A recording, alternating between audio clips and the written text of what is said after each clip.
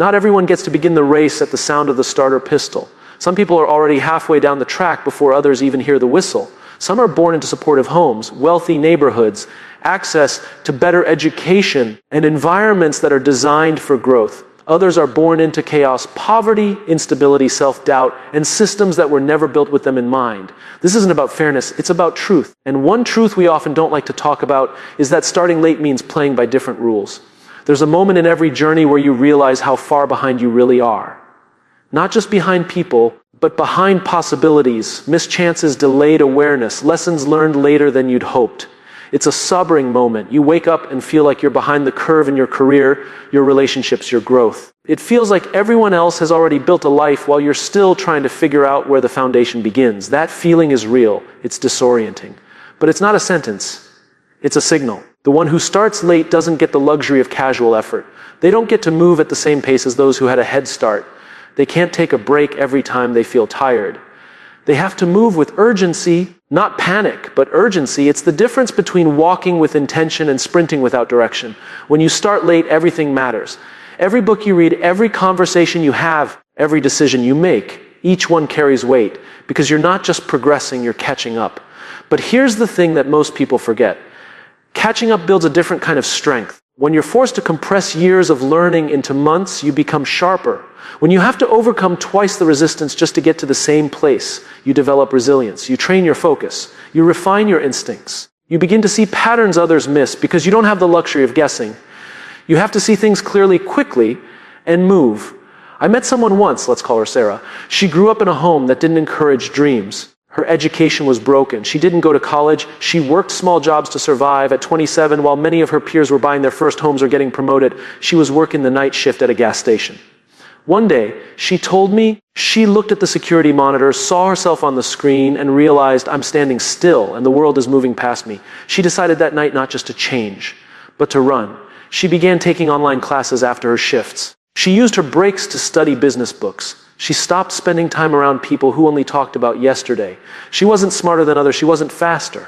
But she had fuel. Fuel that came from being tired of feeling like she was behind.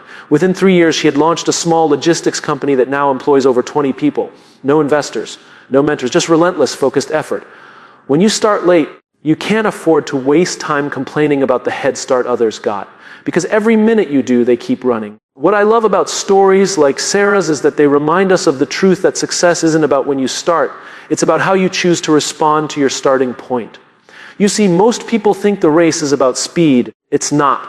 It's about endurance. When you start late, you build that endurance differently. You build grit. You build resourcefulness. You stop relying on luck and start relying on strategy. There's a trap we often fall into when we start late. We begin comparing our journey to everyone else's. But comparison is a distraction. It pulls us away from the one thing we can control, effort. And when effort becomes consistent, even the gap starts to shrink. Day by day, you close the distance. The ones ahead may slow down. Some of them may stop altogether because they've never had to push. They never built the engine. But you have. I've seen this again and again in business, in leadership, in life. The ones who start with less often become the most formidable, not because they were given more, but because they learned to create more. They were forced to figure things out, and in doing so, they became the kind of leaders who don't just follow systems, they invent them. Starting late teaches you to see opportunity where others see scarcity. It teaches you that success is not inherited, it's earned. Earned through sleepless nights, long weekends, and choices that no one claps for. But perhaps the most important lesson is this: the finish line doesn't care when you began. The result doesn't show your starting date, it shows your impact. It shows what you did with what you had. And often the ones who start late don't just catch up. They surge ahead because they learn how to run faster, think deeper, and care more. There is no shame in starting late. The only shame is in not starting at all. So if today feels like you're behind, good. That means you know what's at stake. That means you're awake. The path ahead isn't easy, but it is yours. And when you decide to move not out of desperation, but out of belief, you start to see something powerful happen. The late starter becomes the front runner. Not because they were lucky, but because they never stopped running. And that, more than any head start, is what ultimately wins the race. There's a fundamental misunderstanding we carry about success, that it's supposed to be fair. That if someone works hard, they should get rewarded. That effort naturally leads to results. But life doesn't work like that. Life is not a fair equation. It's a complex, messy balance between what we put in and what's already in place when we begin. Some people grow up with every advantage imaginable. They have safety nets if they fail. They have networks that open doors. They get second chances just because of who they know or where they come from. And then there are others, people who don't get the same kind of start. People who walk into rooms with no connections. People who have to prove their worth before anyone even listens. People who are told directly or indirectly that they're already behind. It's easy to get bitter about that. It's tempting to blame the system, the world, the timing. And while all of that may be valid, it doesn't help you move forward. The truth is simple when you start late. The equation shifts. Your effort must outweigh the entitlement of those ahead. You don't have time to coast. You don't get to figure it out slowly. You have to decide quickly, act intentionally, and move consistently. That's the price of catching up. That's the tax of starting late. But what most people don't see is the gift in that pressure. Because when you are forced to operate without entitlement, you become resilient. You stop expecting someone to hand you something, and you start creating it for yourself. And in doing so, you build something far more valuable than progress. You build character. I remember working with a young leader.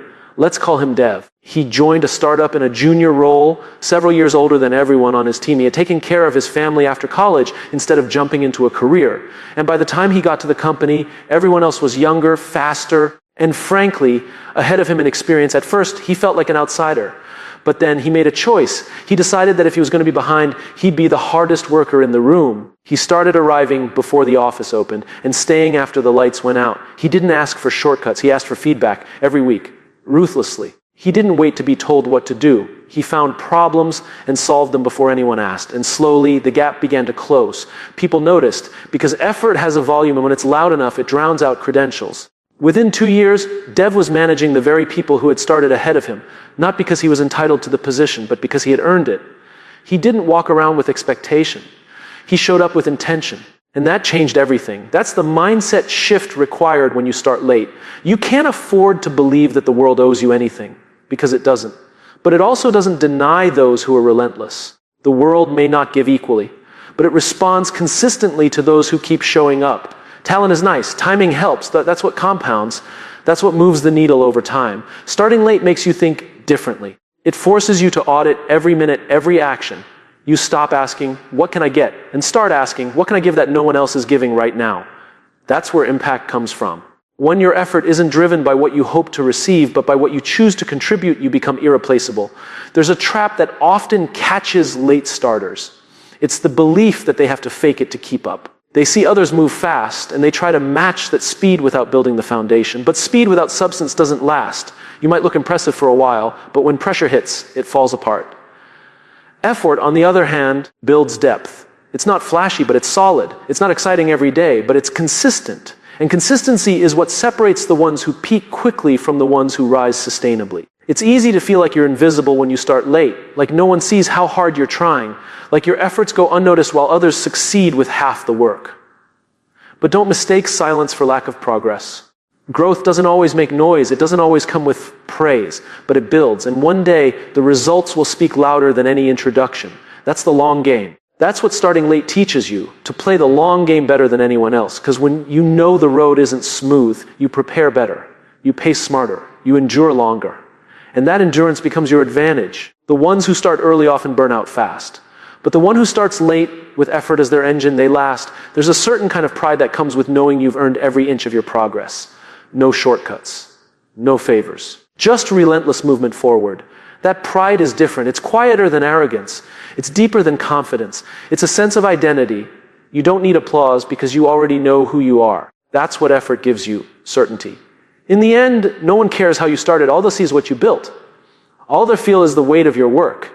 And if your work is built on consistent effort, if it's grounded in humility and hunger, it will last longer than any head start ever could. So if you've started late, good. That means you've already lost the illusion of entitlement. That means you're free to move with clarity. That means you get to write your story from a place of strength, not expectation. And if you're running twice as fast, it's not because you're behind. It's because you've got somewhere worth going. There's a heaviness that comes with realizing you're behind. It's not always visible, but it's there, sitting in the back of your mind, whispering reminders of what could have been if only you had started earlier. You look around and see people doing things you wanted to do. You see them getting opportunities you feel you deserved. You watch others win while you're still trying to catch your breath. And in those moments, a dangerous thought begins to take root. This isn't fair, and you're right, it's not. Life isn't fair. Some people start with more. Some people are handed things you had to fight for. Some people never had to worry about money or survival or belonging. You did. That's the truth. But it's not the whole truth. Because here's the thing. Resentment feels like armor, but it's actually a cage. It makes you think you're protecting yourself when in reality, you're just weighing yourself down. It tells you you're right to feel angry, and maybe you are. But that anger doesn't move you forward. It anchors you to the past. And when you're already running behind, you can't afford to be dragging anything that doesn't help you run faster. There's a cost to carrying bitterness. It shows up in the way you work, in the way you lead, in the way you speak to yourself. It poisons your effort. You start to focus more on proving others wrong than on building something right. You become reactive, not intentional. And when your energy is fueled by resentment, you may still move, but you'll never move freely. I once worked with a man named Malik. He was brilliant, sharp, capable, and full of fire.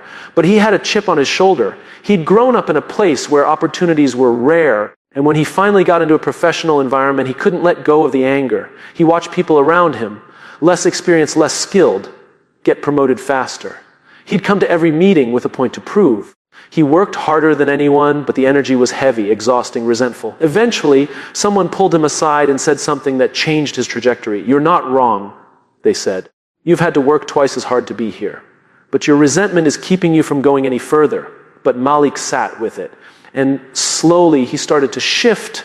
He stopped focusing on the injustice and started focusing on his intention. He still worked hard, but now it wasn't to compete. It was to create. He didn't waste energy keeping score. He invested it in building something meaningful. And what do you think happened? People started to follow him, not because he demanded attention, but because he exuded purpose. He went from being overlooked to being indispensable. And not because the world suddenly became fair, but because he stopped letting resentment lead his story. When you start late, it's natural to feel like life has robbed you. But staying in that mindset turns you into your own thief. It steals your joy, it drains your focus, it turns your journey into a contest of comparison instead of a path of contribution. You cannot run twice as fast if your legs are wrapped in bitterness. You have to let it go, not because it isn't justified, but because it isn't useful. You don't get stronger by being angry at the people ahead of you. You get stronger by being grateful that you're still running. You get stronger by recognizing that no matter where you started, the direction you choose today matters more than the distance you've already traveled. And you get stronger by deciding that the only weight you'll carry is the responsibility to make your time count. That's the shift. When you stop asking, why did they get that? And start asking, what am I building? You reclaim your power. When you stop obsessing over the head start and start maximizing the moment you're in, you begin to grow faster than you thought possible. Every second spent in resentment is a second stolen from action. Every thought consumed by unfairness is energy lost that could have been spent creating something meaningful. And the irony is, many of the people you envy for being ahead are looking backwards too, terrified of being caught. But when your fuel is purpose, not pride, you don't run to chase anyone. You run because you believe in where you're going. The ones who started late and still made it, they didn't do it by being angry. They did it by being focused. They turned pain into discipline. They turned setbacks into systems. They didn't get caught up in proving their worth. They just showed it day after day until no one could deny it. Resentment makes you small, but clarity expands you. And clarity comes when you stop looking sideways and start looking forward. Not with envy, but with resolve. Not with bitterness, but with belief. You don't need to carry resentment to remember your story. You can carry wisdom instead. You can carry empathy. You can carry hunger. You can carry a vision that stretches beyond your limitations. And most of all, you can carry the mindset that being behind doesn't make you broken. It makes you different. And different is powerful if you learn how to use it. You get to decide what your late start means. You get to rewrite the narrative. You get to choose whether the weight on your back is dragging you or driving you. And you get to decide right now whether your past will be your excuse or your advantage. Because in the end, it's not just about how fast you run. It's about how free you feel while running. And freedom comes when you finally let go of the weight that was never yours to carry. The world doesn't reward resentment, it rewards responsibility. The moment you take ownership, not of how you started, but of where you're going, is the moment everything begins to change. And once you drop the weight, you'll be surprised how fast you can actually move. There's something powerful about starting with less. Not because it's easy, not because it's comfortable, but because it forces you to become someone others never had to become. When you start late, whether in your career, your dreams, your personal growth, you quickly realize that you're not playing the same game. While others are moving forward on a paved road, you're climbing up barefoot, carrying weight. that can make you feel weak. It can make you feel like you're always behind. But in reality, it's the opposite. You're just training harder. When you start late, you don't have time to waste. Every moment counts. Every choice matters. While others may coast on momentum, you're learning to generate your own. While others rely on convenience, you become creative. While others complain about stress, you learn to manage pressure without crumbling. That's not weakness. That's strength. That's muscle. And it's a different kind of muscle.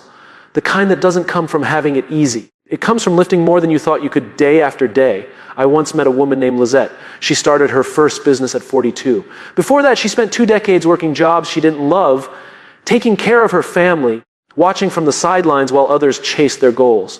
One day, she said, I don't want to die with ideas still inside me, but the world didn't roll out a red carpet. She had to learn digital marketing from scratch. She had to network while raising kids. She had to fight self-doubt every night. But she kept moving. She told me something I'll never forget. Because I started late, I don't take any of this for granted.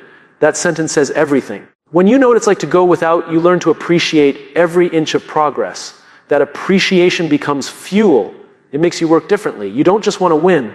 You want to understand every step of the climb. And in that climb, you start to build muscles others never develop, mental muscles. Emotional endurance, grit, clarity, focus, patience. Not because you were born with them, because life required you to grow them. Think about athletes. The ones who train under pressure, in worse conditions, in higher altitudes, they develop endurance faster. They adapt more easily. They respond faster to challenge.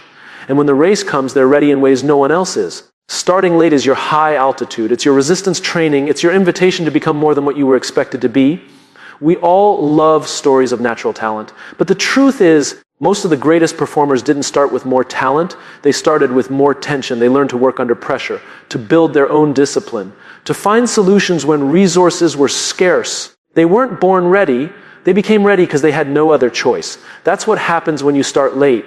You don't get to skip steps, so you learn every single one. That knowledge becomes your edge. It becomes your depth. It becomes the thing that separates you, not just in how fast you go, but in how well you understand the journey. Starting late builds empathy. Because you know what it feels like to struggle, to be overlooked, to be underestimated. You don't just chase success, you respect it. You don't just lead from the front. You lead from experience. You know how it feels to be at the bottom, which means you don't forget the people who are still there. That humility is a strength most early starters never learn. Late starters also develop a different kind of creativity. When you don't have access, you become resourceful. When you don't have a network, you build one. When you don't have funding, you find a way. That's not improvisation, that's innovation.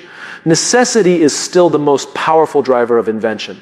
And when you've had to invent your path, it gives you a unique voice, a unique story, a unique level of problem solving that sets you apart in any room. This is something I've seen in leaders over and over again. The ones who started late don't move out of ego, they move out of intention. They don't waste time trying to look good. They focus on doing the work. Because when you've had to fight for your spot, you don't care about appearances. You care about results. That focus becomes a discipline. That discipline becomes a lifestyle. And over time, it becomes unstoppable. But here's the challenge. Those muscles don't grow overnight. You don't feel strong in the beginning. You feel tired. You feel behind. You feel like no one sees the effort you're putting. That's the part no one talks about. The loneliness of catching up. The silence of self-discipline. The grind that happens behind closed doors when no one is watching.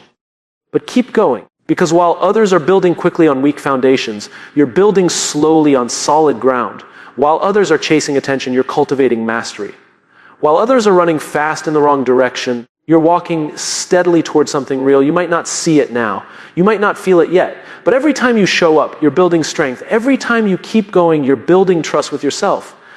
And one day, that internal trust becomes your greatest asset, not the resume, not the degree, not the approval, just the unshakable knowledge that you've already done the hard part, and you're still here. That's what makes you different. That's what makes you strong, not the head start, not the recognition, but the invisible muscle built through struggle, through late nights, through starting after everyone else and still refusing to quit. You don't need to be first. You just need to finish with strength. And when you do, people will ask how you did it. They'll think it was talent. They'll think it was luck. But you'll know the truth. It wasn't luck. It was muscle. We spend so much of our lives obsessing over when we begin. We compare timelines, milestones, anniversaries, birthdays, job titles, salaries. We treat life like a scoreboard, and somewhere along the line, we bought into the idea that the earlier you start, the better off you'll be. But what if that's not true? What if the timing of your start has far less to do with your success than the meaning you give to your movement. We love to romanticize early starters, child prodigies, entrepreneurs who made it big at 22, athletes who went pro in their teens. We hold them up as proof that success belongs to those who begin young. But the reality is, most of us don't get the perfect beginning. Most of us don't discover our passion at 12. We don't launch our dream business straight out of school. We're not handed clarity in a moment of lightning, bolt inspiration. We live, we stumble, we drift, and then one day we decide to begin. And sometimes that decision comes later than we'd like. Maybe it took you years to find the courage. Maybe it took losing something first. Maybe you spent a long time doing what was expected before you asked what was true. Whatever the reason, the result is the same. You feel late. You feel like everyone else is already miles ahead. And that's a heavy feeling. But here's what we forget. The finish line doesn't ask when you started. It only reflects how you ran your race. It doesn't carry a timestamp. It carries your character, your values, your contribution, your growth. It carries the truth about who you became in the process, not how long it took you to get there. I met a man named Elias, a carpenter by trade. He spent most of his life building homes for other people, never once believing he could build something for himself. At 53, he enrolled in night classes to study architecture. It was something he'd always wanted, but always put off, too busy, too broke, too tired. But one day he said, I'm not going to spend the rest of my life wondering what I could have done. People laughed. What's the point at your age? They said. You'll be almost 60 before you get your degree.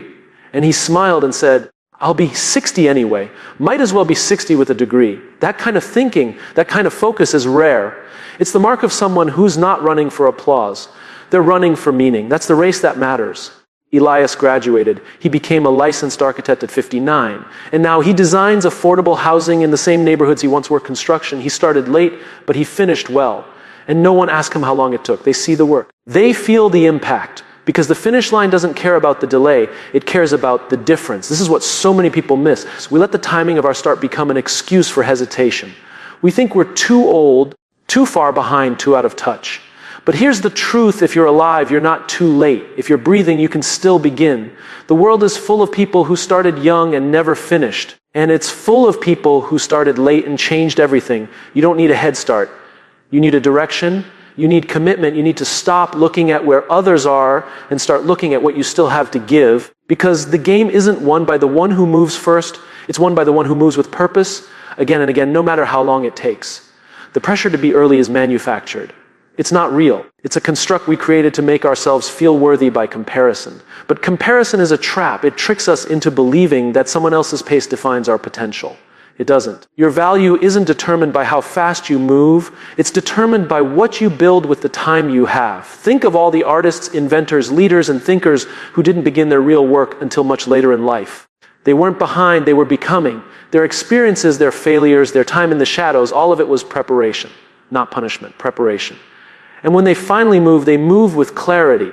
That's what starting late gives you perspective. You've seen more, you've felt more, you've failed more. And because of that, you build differently. You're not rushing to impress.